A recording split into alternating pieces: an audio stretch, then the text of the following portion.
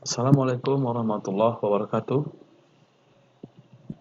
Bertemu lagi dengan saya Dr. Fahrul Rozi MIKOM dalam mata kuliah Komunikasi Lintas Budaya.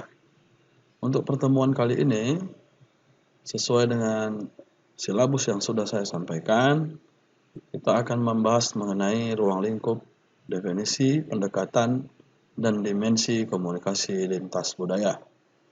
Sebelum materi kita lanjutkan, saya berharap teman-teman mahasiswa dalam keadaan sehat walafiat sehingga dapat mengikuti perkuliahan ini dengan sebaik-baiknya.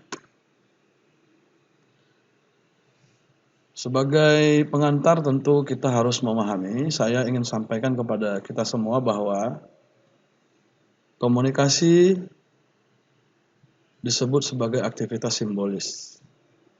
Artinya, ketika kita bicara komunikasi, maka segala aktivitas kita yang bersifat simbolis itu memberikan makna, gitu ya. Ketika kita menggaruk hidung, mengedipkan mata, itu bisa dikatakan sebagai komunikasi. Kemudian komunikasi adalah sebuah proses. Ya.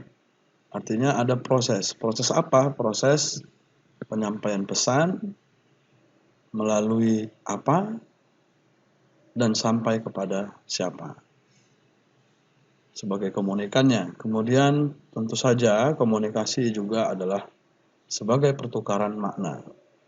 Ketika ada pesan yang disampaikan, maka penerima akan memberikan responnya dan tentu saja itu saling bertukar makna dalam proses komunikasinya.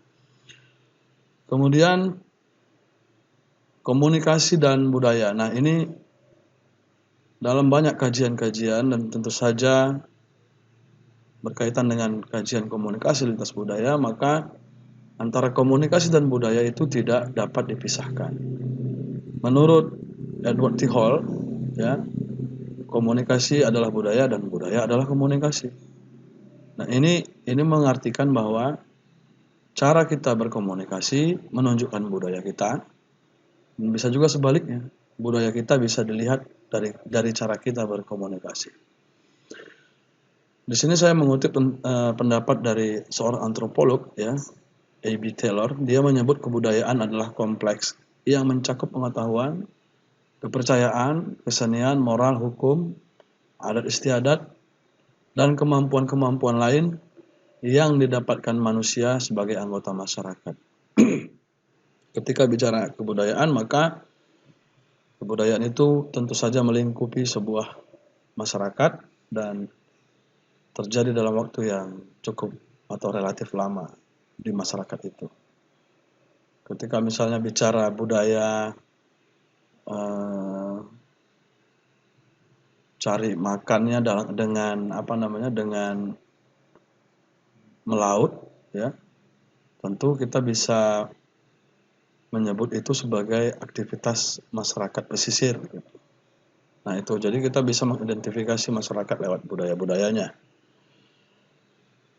Nah, sebagai ruang lingkup komunikasi lintas budaya, pada dasarnya tidak jauh berbeda dengan komunikasi secara umum. Tapi penekanannya dalam komunikasi lintas budaya adalah adanya perbedaan budaya di antara para peserta komunikasinya.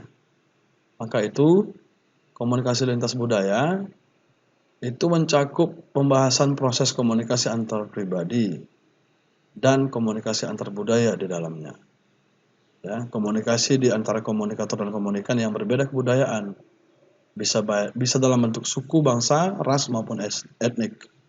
Kemudian komunikasi lintas budaya juga bersentuhan dengan pola-pola komunikasi antar pribadi. Jadi ketika bicara budaya yang berbeda ini ada pada setiap individu. Meskipun misalnya si individu itu adalah kakak adik misalnya, bahkan saudara kembar sekalipun, mereka pasti memiliki budaya yang berbeda. Makanya ada sentuhan atau irisan komunikasi antar pribadi di dalam pembahasan komunikasi lintas budaya. Dan tentu saja media juga menjadi salah satu aspek yang dikaji dalam lintas budaya. termasuk juga dengan komunikasi massa, serta belakangan ini adalah bagaimana komunikasi di ranah virtual atau dunia maya. Di dalam pertemuan ini tentu tidak bisa kita elakkan bahwa lintas budaya ini memiliki sejumlah definisi yang disampaikan oleh berbagai ahli, ya. Di sini saya menyampaikan beberapa keterangan ahli, ya. Yang pertama itu ada dari Sitaram, ya. Sitaram ini dia menyebut komunikasi sebagai seni, komunikasi lintas budaya sebagai seni untuk memahami dan saling pengertian antara khalayak yang berbeda kebudayaan.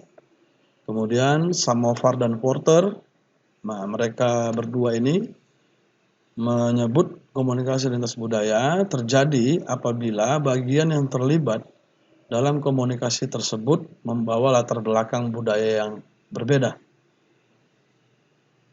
Budaya yang berbeda ini mencerminkan nilai-nilai yang dianut oleh kelompoknya berupa pengalaman, pengetahuan, dan nilai-nilai. Sementara Yang Yun Kim, ini lebih muda lagi, tahun 84, dia menyebut komunikasi antar budaya adalah suatu peristiwa yang merujuk di mana orang-orang yang terlibat di dalamnya, baik yang secara langsung maupun tidak langsung, memiliki latar belakang budaya yang berbeda. Kesimpulannya saya kira dari 3 pengertian ini, ya, 3 definisi yang disampaikan oleh 3 ahli ini, semuanya memiliki kesimpulan yang hampir sama atau yang sama bahwa komunikasi lintas budaya itu adalah komunikasi yang melibatkan orang-orang yang berbeda kebudayaan di dalamnya. Nah, di sini tentu ada juga istilah komunikasi antar budaya dan komunikasi lintas budaya. Nah, ini 2 istilah yang paling sering digunakan secara berganti-gantian untuk menunjuk pengertian yang sama, yaitu cross-cultural communication dan intercultural communication. Nah, di sini saya sebenarnya istilah ini sama, tapi bisa dibedakan. Artinya, di sini saya mengutip Prosser, ya, tahun 1978. Dia menyebut KAB atau komunikasi antar budaya itu adalah komunikasi secara kolektif antara anggota kelompok-kelompok yang menjadi pendukung kebudayaan yang berbeda. Sementara KLB adalah komunikasi antar pribadi pada tingkat individu antara anggota kelompok-kelompok budaya yang berbeda. Artinya kalau KAB ini melihat masyarakat yang lebih luas, sementara lintas budaya ini melihat komunikasi antar yang lebih individual. Artinya perbedaan budaya itu terjadi sejak individu itu sudah terjadi perbedaan budaya sebenarnya. Tapi artinya KLB ini lebih fokus pada komunikasi lintas budaya di tingkat individu. Dua istilah ini berjalan beriringan, tidak ada yang salah dan terkadang tumpang tindih, saling mendukung dan sebagainya. Dalam mata kuliah ini, meskipun kita membahas komunikasi lintas budaya, nama mata kuliahnya, tapi dalam pembahasan kita selama semester ini tidak bisa dilepaskan juga dari istilah-istilah komunikasi antar budaya. Dan itu bukan sesuatu yang harus diperdebatkan, tapi harus kita pahami dan kita perkuat untuk saling melengkapi aja gitu. Baik, selanjutnya, nah di sini saya menyampaikan tentang dimensi komunikasi lintas budaya, ya. Dimensi kebudayaan ini harus diperhatikan bahwa ketika kita bicara kebudayaan, kita harus memahami bahwa masyarakat yang ada itu memiliki perbedaan-perbedaan. Perbedaan-perbedaan ini yang kita sebut sebagai budaya tadi itu sudah mendarah daging dalam diri masyarakat itu masing-masing ya, secara individu maupun mungkin kelompok. Nah, maka di sini kita perlu memahami bahwa ketika bicara dimensi yang perlu diperhatikan untuk memahami kebudayaan dalam konteks KLB adalah pertama tingkat masyarakat kelompok budaya dari partisipan. Kedua, konteks sosial tempat terjadinya komunikasi lintas budaya. Dan yang ketiga adalah saluran yang dilalui oleh pesan-pesan komunikasi lintas budaya. Nah, ini tiga hal ini sebagai dimensi komunikasi lintas budaya ini sangat mempengaruhi proses komunikasi lintas budaya dan juga pemahaman kita terhadap komunikasi lintas budaya itu sendiri. Nah, ini mungkin semua bisa melihat gambar yang saya tampilkan. Ketika bicara budaya, tentu kita sebagai orang yang berkomunikasi dengan orang lain, maka sebenarnya kita hanya bisa melihat sesuatu yang berada di permukaan. Ini ya, sama seperti gunung es ini. Ya, ketika kita berkomunikasi dengan orang, kita hanya bisa melihat orang itu dengan kemampuan kita yang sebagai manusia biasa, tentu kita hanya bisa melihat bagian atas saja dari seseorang atau dari lawan bicara kita atau dari lawan komunikasi kita. Apa yang di atas itu budayanya? Ya mungkin bahasa yang paling gampang ya. Kemudian makanan, kemudian cara dia berpakaian atau apa yang dikenakannya, apa yang dipakainya gitu. Terkadang kita memberikan penilaian awal dari bahasa, dari makanan, dan juga dari cara orang berpakaian gitu ya. Tapi yang perlu kita pahami dalam konteks lintas budaya ini atau komunikasi lintas budaya ini adalah hal-hal yang ada di bawah ini gitu ya. Bahwa apa yang tampil di atas itu, apa yang tampil di sini itu dipengaruhi oleh hal-hal di bawah ini. Gaya komunikasinya, kepercayaannya, sikapnya, values, nilainya, persepsinya, kemudian budaya dan sosial normal. Nah, ini yang perlu kita dalami supaya ketika kita bertemu dengan orang yang berbeda kebudayaan, kita tidak langsung memberikan penilaian-penilaian secara mendalam sebelum kita mendalami hal-hal yang ada di bawah ini gitu. Disinilah uniknya atau menariknya komunikasi lintas budaya, dengan harapan ketika kita memahami komunikasi lintas budaya ini sebagai salah satu cara terbaik untuk berkomunikasi, proses-prosesnya juga pemahaman kita terhadap orang lain juga sangat penting agar kita bisa memberikan feedback atau komunikasi yang baik kepada orang lain.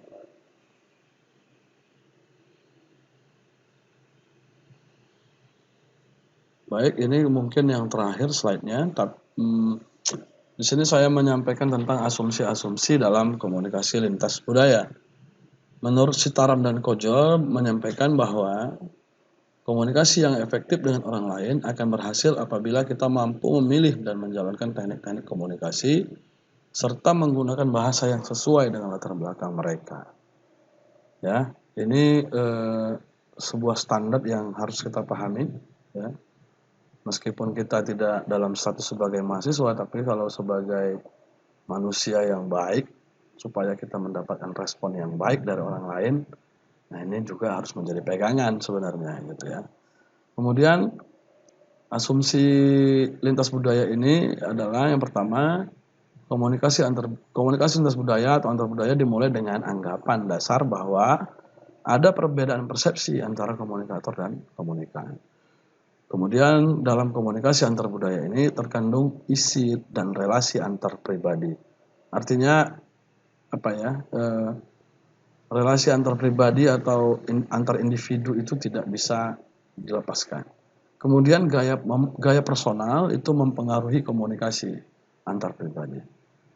ketika misalnya tadi sudah saya sebutkan ya, tadi misalnya soal cara dia berpakaian ya, kemudian itu cara berbahasanya atau bahasa yang digunakan itu mempengaruhi komunikasi antar pribadi. Kemudian komunikasi antar budaya bertujuan mengurangi tingkat ketidakpastian dalam proses komunikasi. Ya, ini menarik karena tentu saja kita dalam setiap proses komunikasi itu menginginkan komunikasi yang kita lakukan itu pasti, dalam arti sampai pada target yang kita harapkan gitu ya. Makanya antar budaya ini juga mengurangi tingkat ketidakpastian ketika kita berkomunikasi dengan orang lain. Kemudian komunikasi berpusat pada kebudayaan, ya tentu saja karena kita bahas lintas budaya tentu pusat dari komunikasi dalam konteks lintas budaya adalah kebudayaan. Dan terakhir itu efektivitas antar budaya merupakan tujuan komunikasi antar budaya. Jadi efektivitas antar budaya di sini adalah budaya-budaya yang berbeda itu saling mendukung, ya, saling mendukung, saling menutupi, untuk saling menguatkan, bukan malah mencari perbedaan-perbedaan. Ya, saya kira itu sebagai materi untuk pertemuan minggu ini. Saya harap materi yang sudah saya sampaikan bisa didiskusikan dengan baik bersama kelompok yang nanti akan kita bentuk. Harapan saya proses perkuliahan kita dalam mata kuliah komunikasi lintas budaya dapat berjalan dengan baik di masa yang akan datang, khususnya dalam semester ini. Saya kira itu dari saya untuk hari ini. Terima kasih banyak. Assalamualaikum warahmatullahi wabarakatuh.